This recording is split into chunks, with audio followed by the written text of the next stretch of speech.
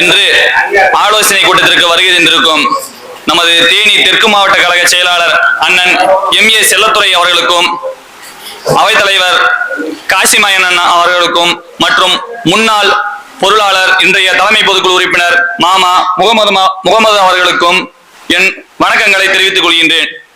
இன்றைய ஆலோசனை கூட்டம் என்னவென்றால் என்று உங்களுக்கு எல்லாத்துக்கும் தெரியும். இதை நான் என்ன பேசுறேன் எனக்கு ஒன்றும் தெரியல, புதுசுதான். நான் ஒரு இறந்த அடிப்படையில் எனக்கு ஒன்றிய செயலாளர் நீங்க போட்டிருக்கீங்க, என்னைய சோதிக்கணும்னு சொல்லி அண்ணன் என்னை பேச சொல்லிருக்காரு போல. எனக்கு நல்லா தெரியுது. இதுல சோதிக்கிறதுக்கெல்லாம் ஒண்ணும் இல்ல. அவங்க கடமலைமையில ஒன்றியம் கண்டமனூர் வேணும், அவங்க அப்படி வேணும் இப்படி வேணும் எல்லாமே சொல்லியிருக்காங்க.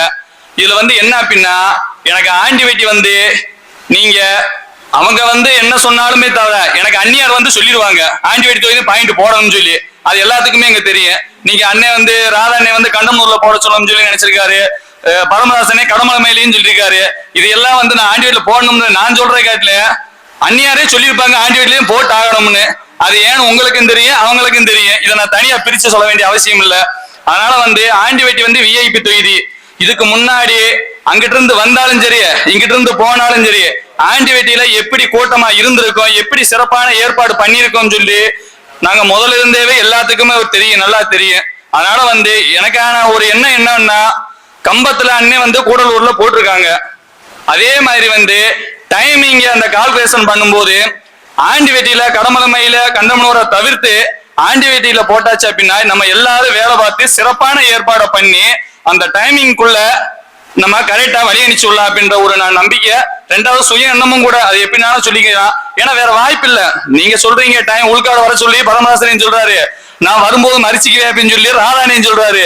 நான் என்ன சொல்றேன் அப்படின்னா, உங்களை அந்த வழியை விடமாட்டேன்னு சொல்லி சொல்றேன். அந்த வழி விட்டா தான் நீங்க மறிப்பீங்க.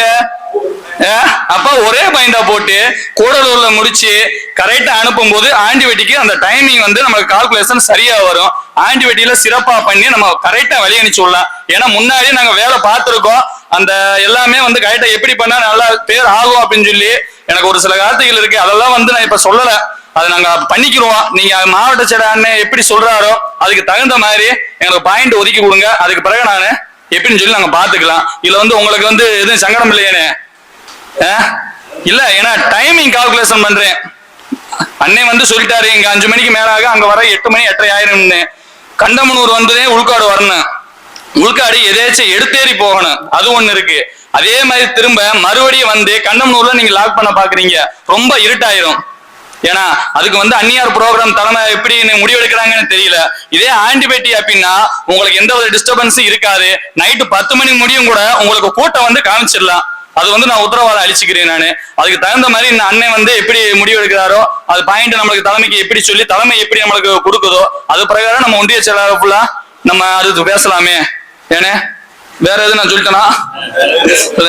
இல்ல பேச வாய்ப்பு இல்ல பேச வாய்ப்பு அளித்த அனைவருக்கும் நன்றி.